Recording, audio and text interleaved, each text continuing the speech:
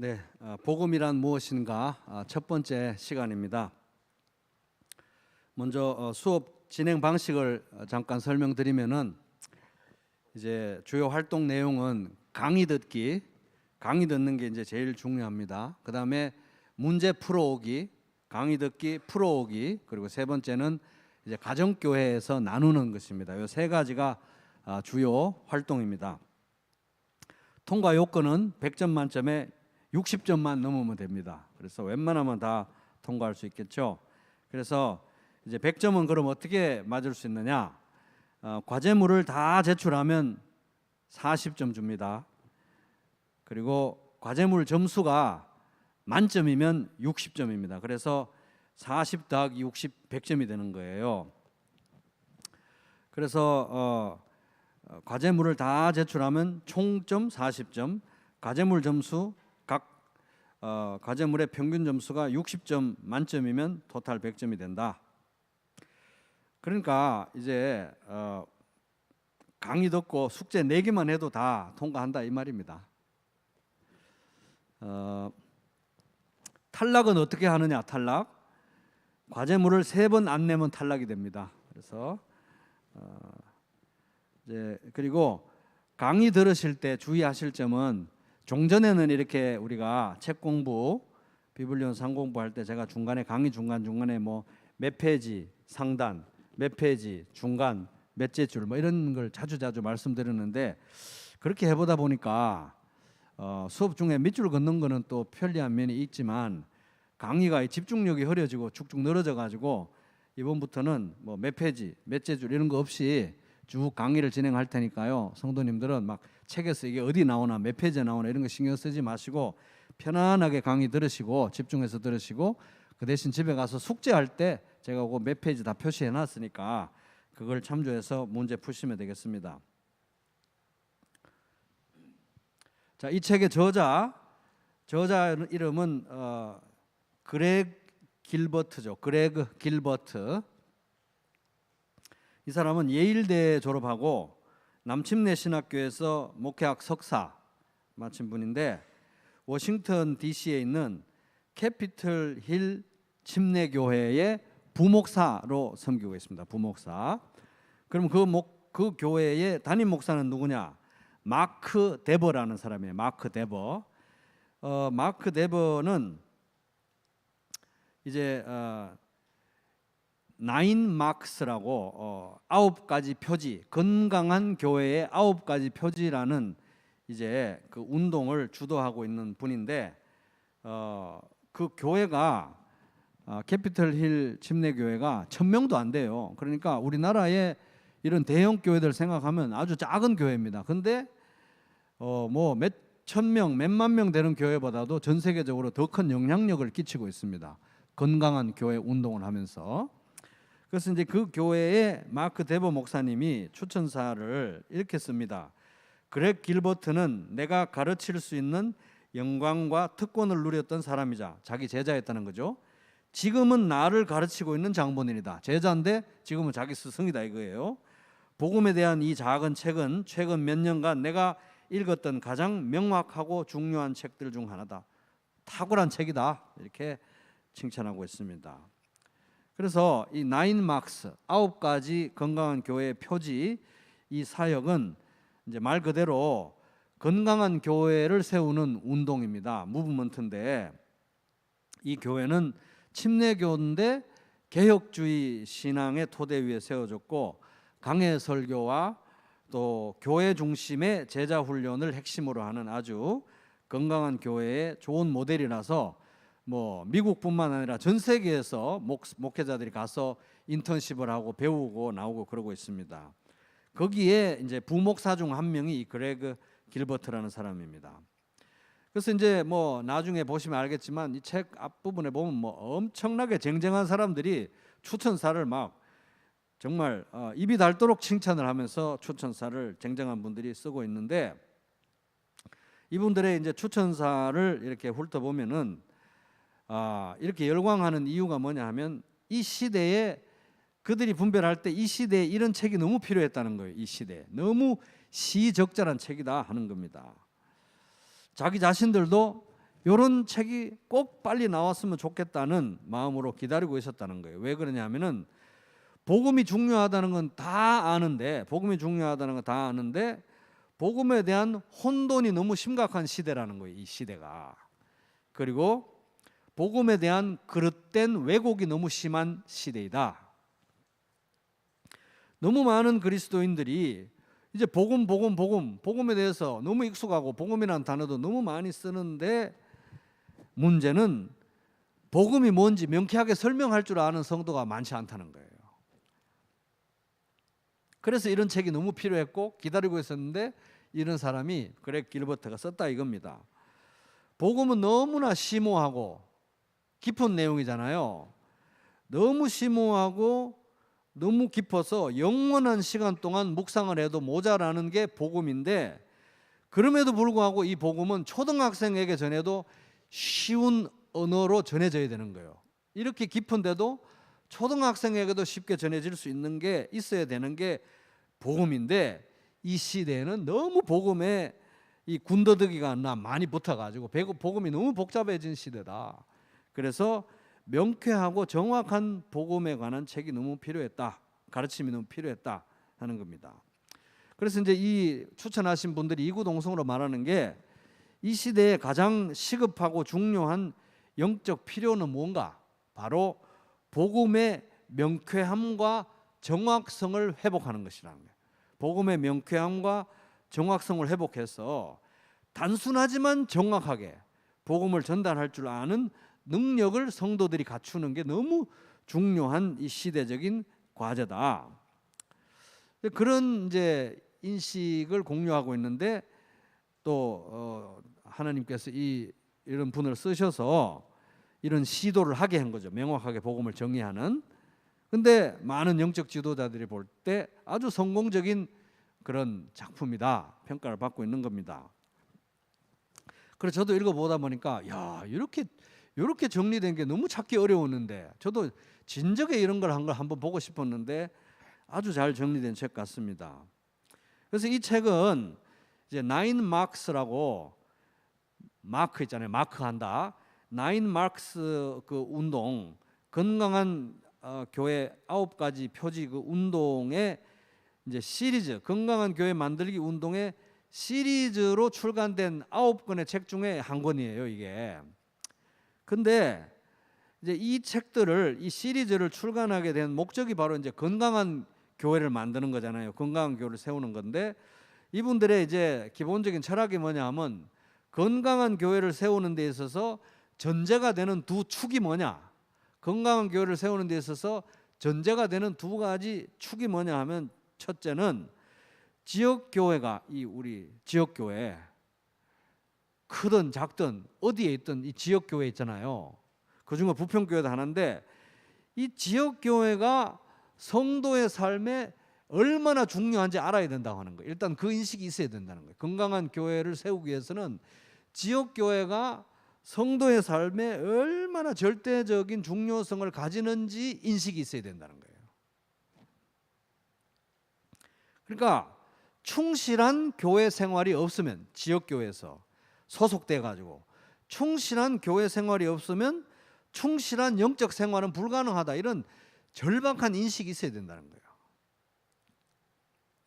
뭐 성경에 대해서 지식이 많고 신앙에 대해서 해박하고 이런 것들은 구체적으로 로컬 처치, 지역교회에서 구체적인 삶을 통해서, 구체적인 교회 생활을 통해서 나타나기 전까지는 그거는 허상이다 이거예요, 허상. 그런 인식이 일단 필요하고, 교회의 건강성을 회복하기 위해서는 둘째는 지역교회의 생명력은 어디에 달려 있느냐? 하나님 말씀에 달려 있다는 거예요. 하나님 말씀대로 하고 하나님 말씀대로 따라갈 때 그 말씀의 주인이신 예수님을 닮아가게 돼 있다. 그래서 끝까지 말씀을 붙드는 교회가 건강한 교회다. 그래서 이제 이 나인 막스 건강한 교회 9가지 표지 그 책들 그 제목들을 보면 다 뭐 성경적인 장로, 성경적인 징계, 성경적인 다 성경적인 거예요. 그래서 이제 제가 1997년에 그 신학교를 이제 미국의 신학교를 처음 갔는데요. 이제 그때 가니까 그 달라스 신학교를 뜨겁게 달구고 있던 논쟁 주제, 아주 핫 이슈가 있었는데 그게 뭐냐 하면은 전통적 세대주의를 고수할 거냐, 진보적 세대주의를 고수할 거냐, 뭐 그런 거 가지고 막 학교가 절반으로 두동강이 나 있었어요. 근데 또 선배님들 얘기를 들어보니까 우리들이 거기 도착하기 전에 그 앞선 시대에는 또 어떤 논쟁이 또 인기를 끌었냐면은 휴거가 언제 일어날 거냐. 이거는 뭐 달라스 신학교뿐만 아니라 미국 전역에 엄청난 논쟁을 불러일으키면서 휴거는 뭐 안 일어난다, 휴거는 환란 전에 일어난다, 환란 후에 일어난다 이러면서 요즘 막 우리나라나 미국이나 이런 데 보면 진보 보수 이래 가지고 막 서로 멱살 잡듯이 아주 그냥 미워하면서 싸우듯이 그렇게 미국의 교회들이 나눠져서 논쟁을 하고 있었습니다. 미국 전역을 흔드는 주제였어요. 그리고 또 그 비슷한 무렵에 또 한 가지 뜨거운 주제는 뭐였냐면 구원받는 믿음이라는 건 뭐냐? 예수님의 왕되심, 예수님의 주되심을 인정해야 진짜 구원받는 믿음이다. 아니다. 죄를 용서하셨다는 우리의 구원자라는 것 정도만 믿어도 구원받는 믿음이라고 할 수 있다. 이거 가지고 또 서로 막 옥신각신 교회가 갈라져서 싸우고 있었습니다. 그리고 여전히 또 진행 중인 어떤 국직한 이슈 중에 하나는 뭐냐 하면 그 당시에는 예수가 역사적인 실존 인물이었냐 아니냐 이거 가지고 막 또 어마어마한 논쟁이 벌어지고 있었어요. 그러다가 이제 제가 2006년에 두 번째 그 미국 유학을 가니까 그때는 또 새로운 핫 이슈가 생겼는데 그게 뭐냐 하면 창세기에 나오는 아담이 실존 인물이었냐 아니냐 이거 가지고 또 그렇게 옥신각신하고 이렇게 유행이 있다는 겁니다. 유행이. 그래서 저명한 신약학자 D.A. 카슨에 의하면은 이 시대의 영적 흐름을 보면은 어떤 그 뜨거운 화두가 이 이슈가 되는 문제들이 늘 좀 바뀌고 달라져 왔는데 자기가 볼 때 지금 이 시대 우리가 살고 있는 이 시대의 가장 뜨거운 논쟁거리 화두는 뭐냐? 바로 이거라는 거예요. 복음이란 무엇인가? 이게 이 시대의 가장 뜨거운 주제라고 이분이 이제 분별을 하고 있습니다. 그러니까 복음의 본질적 속성에 관한 논쟁 이게 우리 너무 이해가 절실히 필요하게 된 시점이다 하는 겁니다. 그래서 너무 오랜 세월 동안 이 복음은 신앙의 기초고 교회의 중심이고 너무너무 중요하고 뭐 이거 사람들이 너무 잘 알고 있는데 알고 있다고 생각을 해왔는데 각자 사람들이 각자 자기가 속한 교회의 전통 안에서 각자 자기들의 언어로 각자 자기들끼리 듣는 어떤 말 속에서 우물 안에 개구리식으로 각자 뭔가 특성이 다른 어떤 복음에 대한 정의를 내리고 있다는 거예요. 그래가지고 큰 틀에서 보면 복음에 대한 일치가 없고 너무 혼돈스럽고 너무 복잡하다 이거예요. 제 마음대로 복음이 이게 왜곡되어져 가는 현상이 발생했더라. 복음에 대한 이해가 부분적이고 단편적이고 편협해지고 있고 치우쳐지고 있고 단순하고 분명한 복음이 점점 희석되어져 가고 있다.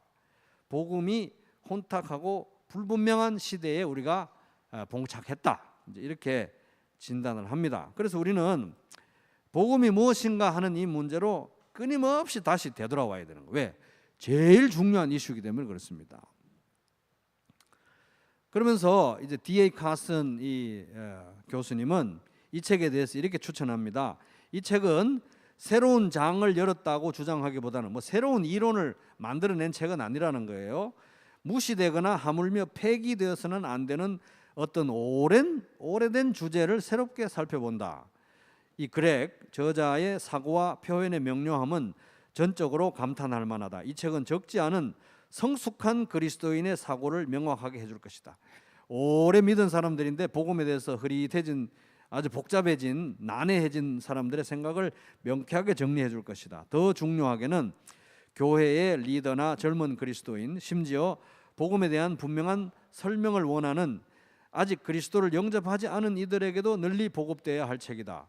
이 책을 읽어라 그러면서 하는 말이 그런 뒤에 책을 읽고 나서 박스로 이 책을 주문해 가지고 관대하게 주변에 사람들에게 배포해라, 이렇게 추천을 합니다.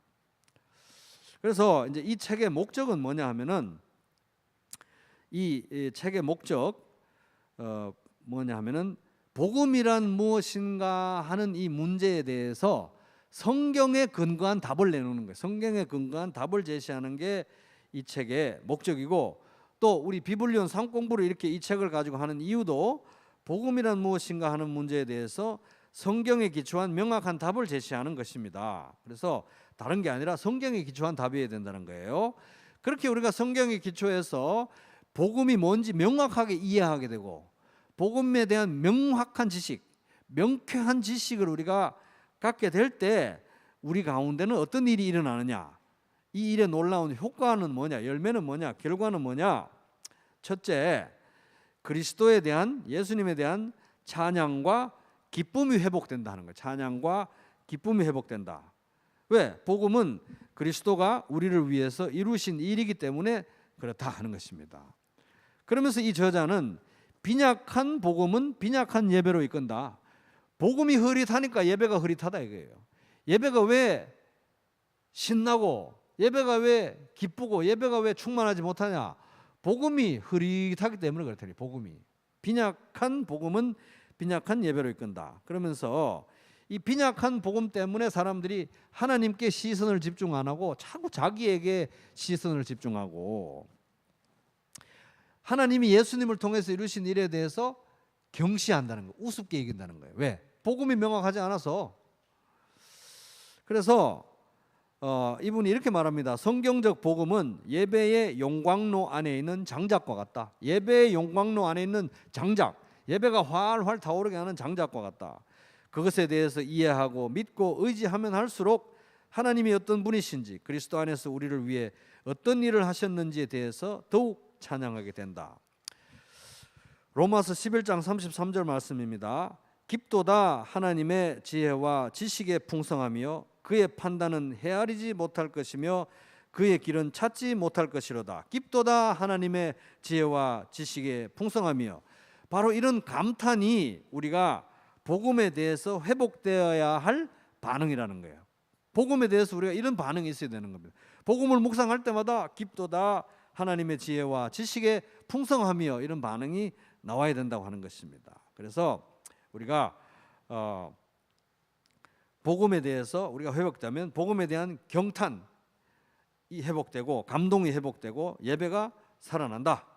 둘째, 복음에 대한 명쾌한 지식을 우리가 얻게 될 때 둘째 학습 효과는 뭐냐? 다른 이들에게 복음을 전할 때 더 깊은 확신을 갖게 된다. 확신을 가지고 복음을 전할 수 있게 된다는 거예요. 그래서 우리가 뭐 복음 전할 때 모든 질문에 대한 답을 다 알 필요는 없습니다. 그죠? 만물 박사처럼 다 알아야 복음을 전하는 건 아니라는 겁니다. 그렇지만 복음에 대해서 가장 중요한 몇몇 가지에 대해서는 누구보다도 확신을 가지고 전할 수 있어야 되는데, 이 과정의 목표가 이제 바로 그거라는 겁니다. 셋째, 복음에 대한 명쾌한 지식을 우리가 얻게 될 때 또 어떤 일이 일어나느냐? 교회 생활에 있어서 복음의 중요성을 더 깊이 깨달아간다. 교회 생활에 있어서 복음이 얼마나 중요한지를 더 깊이 인식하고 경험할 수 있게 된다. 그 결과로 설교나 찬양이나 기도나 뭐 모든 모임이나 어떤 행사나 뭘 하든지 교회의 삶의 모든 영역에서 복음이 중심이 되어야 된다는 걸 알고 그 되는 것을 경험하게 된다는 겁니다. 에베소서 3장 10절, 이는 이제 교회를 통해 하늘에 있는 권력들과 권세들에게 하나님의 무한한 지혜를 알리시려는 것이니. 그래서 교회를 통해서 하나님은 복음을 이 세상과 온 우주 가운데 드러내기를 원하시는 거예요. 교회가 바로 복음의 전초기지다 하는 겁니다. 복음의 비밀을 드러내는 유일한 통로는 하나님은 교회를 삼으셨다는 거예요. 그래서 복음 선포가 교회의 핵심이다 하는 겁니다. 그래서 이제 이 명쾌한 복음을 알게 될 때, 야, 교회 생활의 모든 요소에 복음이 이렇게 중요한 것이었구나 인식하게 되고 경험하게 된다. 그리고 네 번째, 복음에 대한 명쾌한 지식을 얻게 되면 어떤 일이 일어나느냐? 복음의 칼날을 더 날카롭게 한다. 복음의 칼날을 더 날카롭게 한다. 그래서 복음은 강력하고 엄중한 메시지라는 거예요. 날카롭고 단단한 진리라는 겁니다. 왜? 고린도후서 10장 4절에서 5절 싸움에 쓰는 우리의 무기는 육체의 무기가 아니라 하나님 앞에서 견고한 요새라도 무너뜨리는 강력한 무기입니다. 우리는 궤변을 무찌르고 하나님을 아는 지식을 가로막는 모든 교만을 쳐부수고 모든 생각을 사로잡아서 그리스도께 복종시킵니다. 바로 이게 복음이라는 거예요. 복음. 날카로운 무기라는 겁니다. 모든 하나님을 대적하는 생각과 사고방식과 철학과 태도들을 쳐부수는 역할을 하는 강력한 무기가 복음인데, 복음의 칼은 점점 더 날카롭게 다듬어져야 된다는 거예요. 근데 오늘날 많은 교회들이 저지르는 치명적인 실수는 뭐냐 하면, 세상에 복음을 전해야 되니까, 많은 사람들에게 복음을 전해야 되니까 복음을 편안하게 아주 부드럽게 이렇게 칼날을 무디게 해서 전하면 더 잘 전해질 거라고 생각하는 게 오늘날 교회들의 가장 큰 실수라는 거예요. 그게 복음의 본질이 아닌데, 복음은 영혼을 찔러 쪼개는 하나님의 칼이기 때문에 더더욱 더 날카롭게 우리가 갈아야 한다, 다듬어야 한다 하는 겁니다.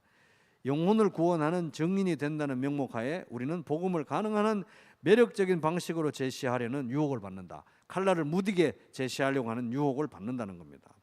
히브리서 4장 12절 하나님의 말씀은 살아있고 힘이 있어서 어떤 양날 칼보다 더 날카롭습니다. 그래서 사람 속을 꿰뚫어 혼과 영을 갈라내고 관절과 골수를 갈라놓기까지 하며 마음에 품은 생각과 의도를 밝혀냅니다. 이게 복음이 원래 해야 되는 거기 때문에 복음의 칼은 아주 날카롭게 벼려져 있어야 된다 하는 것입니다. 그러니까 복음을 두루뭉술하게 부드럽게 달콤하게 전한다고 해서 복음의 능력이 드러나는 게 아니라는 겁니다. 복음은 강력하고 엄중한 메시지고 날카롭고 단단한 진리이기 때문에 그렇게 칼을 싹 갈아야 된다는 거예요. 근데 이제 복음에 대한 명쾌한 지식이 이를 위해서 필요하다 하는 겁니다. 고린도전서 1장 21절 하나님의 지혜에 있어서는 세상이 자신의 지혜를 통해서 하나님을 알 수 없으므로, 인간의 지식을 통해서 지성을 통해서는 하나님의 구원에 이를 수 없기 때문에 하나님께서는 어리석게 보이는 말씀 선포를 통해서 믿는 사람들을 구원하기를 기뻐하셨습니다. 전도에 미련한 것을 통해서 구원하기에, 영혼 구원을 하도록 하는 것이 하나님의 의도다. 그래서 우리의 전략은 복음의 칼날을 무디게 하는 것이 아니라 전도에 미련한 것으로 나가는데 복음의 칼은 아주 예리하게 다듬어야 된다 하는 것입니다. 명쾌해야 된다 하는 거예요. 다른 건 몰라도 복음만큼은 얼버무리면 안 된다는 거예요. 확실하게 우리가 알아야 된다고 하는 것입니다. 그래서 이 저자가 이 책을 쓴 가장 간절한 기도 제목은 뭐냐 하면, 이 책이 그런 복음의 날카로움을 보존하고 비록 이 세상이 삼키기에는 어려울지라도 예수의 복음에는 필수적인 진리의 부패를 막는 일을 하는 것이 나의 기도 중 하나이다. 서름적인 부분을 이제 좀 말씀드렸고요. 이번 과정에서 문제지도 풀어야 되지만은 문제지 마지막 부분에 항상 가정교회 나눔 질문들이 나갑니다. 이게 이제 중요해서 좀 설명을 드리겠습니다. 이번에 이제 이 비블리온 상공부 복음이란 무엇인가의 나눔 질문의 가장 이 중요한 핵심 내용은 뭐냐 하면, 나의 VIP 만들기 프로젝트예요. 나의 VIP 만들기 프로젝트예요. VIP는 이제 개인적인 전도 대상자란 말하는 거죠. 전도 대상자. VIP 또는 구도자. VIP는 이제 very important person, 너무너무 중요한 사람이 돼가지고 이제 우리가 구도자라는 말이 너무 좀 어색할 것 같아서 쓰는 표현인데, 구도자라는 말도 좋아요. 진리의 길을 찾는 사람이니까 구도자, VIP, 전도 대상자 같은 말이죠. 어떤 사람이냐? 교회에 다니지 않는 사람, 교회 다녔으나 지금은 안 다니는 사람, 교회에 다니고 있으나 복음을 모르는 사람, 복음을 모르는 것이 확실한 사람, 건성으로 다니는 사람들을 이제 VIP에 이제 들어갈 수 있는 사람들이죠. 그래서 이제 가정교회 나눔 질문에 이미 그 유인물에 다 나와 있습니다만은, 목표는 나의 VIP 만들기, 나의 VIP를 만들어 가지고 그 VIP에게 이 9주 동안, 이 삼공부 9주 동안 4번 복음을 전하는 것입니다. 4번. 그러니까 총 9주니까 전반부 5주 동안은 VIP를 정하고 VIP를 위해서 기도하고 VIP를 만나고 VIP에게 선물하고 VIP에게 복음을 전할 수 있는 어떤 분위기를 조성하고 자격과 이 권리를 얻는 작업을 5주 동안 하고, 근데 그걸 가정교회에서 같이 하고, 나머지 마지막 4주는 이제 이 책에서 이제 앞으로 배우시겠지만 복음을 딱 4가지로 얼개를 가지고 설명합니다. 4가지가 뭐냐면 하나님, 인간, 인간은 죄에 대한 거죠. 하나님, 인간, 예수 그리스도, 예수 그리스도의 구원, 그 다음에 인간의 반응, 믿음이죠. 하나님, 인간, 예수 그리스도, 믿음, 이 4가지인데 이 4가지를 4번에 걸쳐서 전하는 거예요. 그게 이제 목표입니다. 그래서 4번에 걸쳐서 이제 어떤 식으로 전할 것이냐, 개인적인 만남을 통해서 전할 수 있죠. 그 다음에 손편지를 쓸 수 있죠. 그 다음에 이메일 쓸 수 있죠. 정말 부득이하다, 정말 부득이하다, 문자나 이런 거 보낼 수 있는데 요즘 문자는 너무 이 쓰레기통에 넣어도 되는 그런 문자들이 너무 많이 와요. 그래서 그 쓰레기통에 넣어도 되는 그런 문자들 중에 하나로 이렇게 쓱 복음을 보내면은 이게 우리가 하나님의 대사로서 이 엄중한 구원의 메시지를 전하는데 그 많은 문자들 중에 쓱 넣어가지고 보내면 안 되니까 뭐 다양한 창의적인 방법이 있겠죠. 동영상을 찍어서 보낸다든지 여러 가지 방법을 통해서 이제 4번 전하는 것입니다. 혼자 하면 너무 힘드니까 가정교회에서 같이 하는 거예요. 단계별로 합니다. 그래서 처음에는 이제 요 가정교회 나눔 질문에 다 단계별로 이제 안내해 드리겠습니다. 단계별로 합니다. VIP 선정하고 1인당 1명 이상, 이미 있는 가정교회 VIP를 이거 나 할래 이렇게 막 싸우지 마시고 1인당 1명 이렇게 VIP 선정하고, 그를 위해서 가정교회에서 기도 제목 내고, 또 본인도 매일 기도하고, 그 다음에 가정교회 또 진척 상황을 보고하면서 그에게 전할 메시지도 함께 같이 준비하는 거예요. 그래서 뭐 이런 방법도 있겠죠. 전화해서 한번 만나자. 우리 교회 목사님이 이분 지금 뭐 공부를 하는데 숙제를 냈는데 이게 지금 너를 만나서 얘기를 안 하면 숙제가 안 된다. 그래서 10분만 내 얘기를 눈 찔끔 감고 들어다오. 내가 밥 살게. 다음번에는 커피 샤면서 10분만 더 들어다오. 이래서 4번 만나면 되는 거죠. 그래서 목사가 하도 지독해서 이거 안 만나면 안 된다. 그래서 제 핑계를 대시고 그렇게 하시면 되겠습니다. 그렇게 이제 VIP를 선정하는 데 있어서 중요한 거는 뭐냐 하면은 이렇습니다. 마이클 그린이라는 사람이 이제 이런 말을 합니다. 마이클 그린은 초대교회가 수행한 복음 전도의 80% 이상은 목회자나 전도자가 아니라 일반 성도에 의해서 이루어졌다고 설명한다. 이는 곧 평범한 기독교인이 친인척으로 구성된 자기 집안 사람들에게 신앙을 설명하면서 복음 전도가 이루어졌음을 의미한다. 이게 이제 마이클 그린이라는 사람이 초대교회 전도에 대해서 연구한 거예요. 실제로 해보니까 대부분 전도는 평신도, 소위 평신도들에 의해서 복음이 전해졌고 증거되었고, 그리고 그들이 1차적으로 복음을 전한 대상은 누구냐? 가장 가까운 사람들이라는 거예요. 가족, 1차적인 가족, 친척, 정말 친한 친구, 정말 신뢰할 만한 사람들에게 복음을 전했고 그들이 가장 먼저 돌아왔다는 거예요.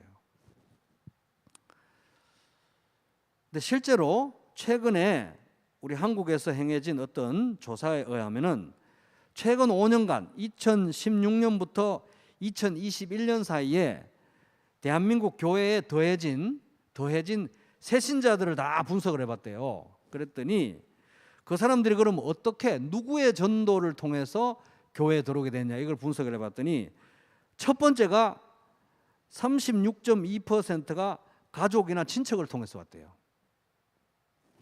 두 번째가 스스로 재발로 왔대요. 24.5%. 세 번째가 18.3% 친구나 선후배를 통해서. 이런 조사를 보면 지금도 초대교회 때하고 상황이 비슷한 거예요. 사람들이 정말 믿을 만한 가족이나 친척이나 아주 친한 친구들이 아니고서는 믿으라고 해도 그 사람들 말을 안 듣는다는 겁니다. 지나가다가 우연히 만나가지고 이렇게 되는 경우는 굉장히 드물다는 거예요. 그러니까 이제 우리 VIP를 선정할 때 아휴, 내가 지금 10년, 20년을 지냈는데 저렇게 그들이 어떻게 보면 우리가 놓고 싶기도 할 수도 있지만 하나님이 20년 동안 공들인 영혼일 수 있다는 겁니다.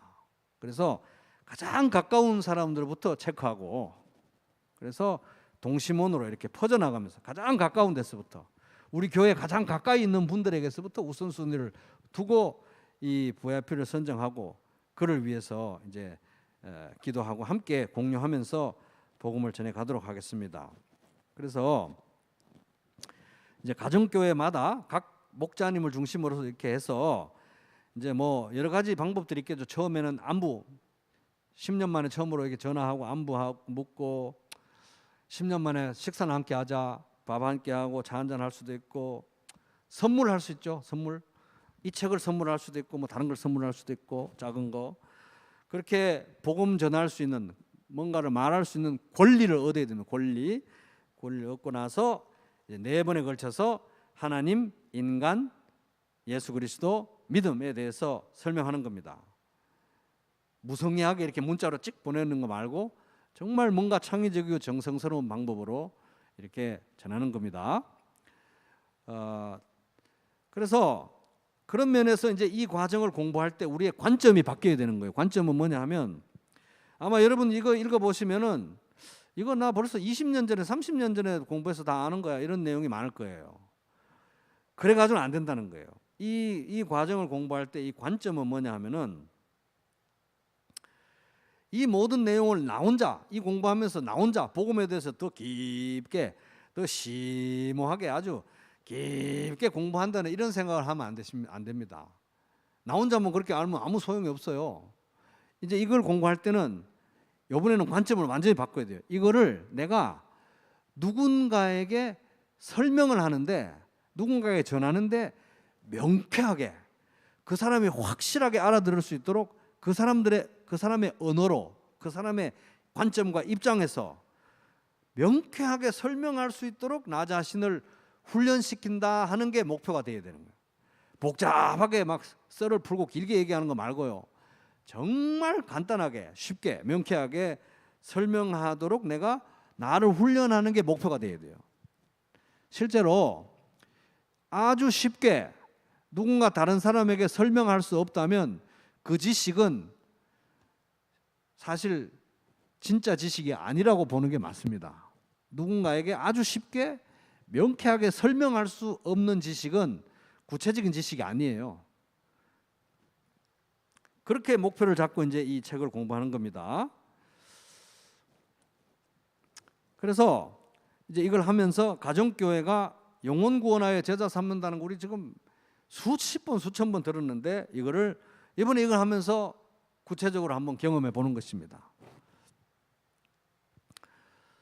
그래서 이제 주의사항은 나의 개인 VIP를 말하는 거예요. 나의 개인 VIP. 그래서 나의 개인 VIP니까 가정교회에서 1명 놓고 5명이 공유하고 이건 안 된다는 거예요. 나의 개인 VIP가 있어야 되는 겁니다. 찾아야 되는 거예요.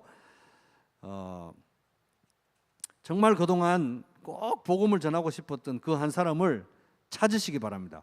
대한민국 안에서 없으면 전 세계를 뒤져 가지고라도 1명을 찾아야 돼요.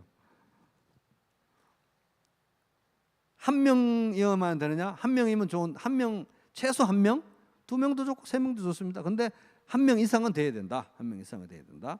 동심원으로 가장 가까운 데서부터, 나 중심으로 가장 가까운 데서부터, 교회 중심에서 가장 가까운 데서부터 찾아 나간다. 그래서 성도는 예배와 기도와 성경 공부, 기타 등등을 통해서 영적으로 훈련받으면서 성장하는데, 훈련이 없으면 성장이 없죠. 근데 전도 역시 필수적인 영적 훈련입니다. 그러니까 전도에 대한 훈련이 없이 내가 성도로 성장하고 있다, 거짓말이에요. 교회 생활 없이 성장하고 있다, 거짓말이듯이 전도에 대한 훈련이 없이 내가 영적으로 성장했다, 거짓말이라는 거예요. 거짓말. 나 혼자 안에서 머무르고 있는 추상적인 지식일 뿐인 것입니다. 그래서 이번에 이것을 전도 훈련으로 이제 삼으시기 바랍니다. 그리고 이제 진짜 전도 대상자를 전 세계를 범위로 해서 대한민국 전 세계 이렇게 해서 한 명 주여 찾게 해주십시오. 하나님 저를 찾아주셨듯이 제 VIP 주님이 좀 찾아주십시오. 이렇게 찾아보시기 바랍니다. 그러면서 각 가정교회에서 이제 기도할 때 기도 계획을 목자님 중심으로 해서 세우시기 바라요. 우리는 이거 매일 9시에 같이 기도하자. 흩어져 있지만 뭐 아니면 일주일에 4번 뭐 새벽에 같이 기도하자. 그 대신 각자는 자기 VIP니까 매일 기도해야 되겠죠. 하루에 한 번은. 근데 가정교회별로는 가정교회 단위로 목자님들하고 상의해서 기도 전략 세우시고 또 같이 모여가지고 내 VIP는 이런 사람인데 이런 기도 제목이 있는데 기도해 주십시오. 모일 때마다 같이 기도하시고 그렇게 하면서 이번에 이 복음이 명쾌해지려면 사실은 머릿속에만 명쾌해지는 게 아니라 이걸 누군가에게 말할 수 있어야 명쾌해지기 때문에 이번에 이를 통해서 복음에 대해서도 더 명쾌해지고 정말 영혼을 향해서 하나님이 영혼을 찾아주시고 또 복음을 전할 때 성령이 역사하신다는 걸 꼭 경험하게 되는 그런 복된 과정 되기를 주님의 이름으로 축복합니다. 예배 찬송가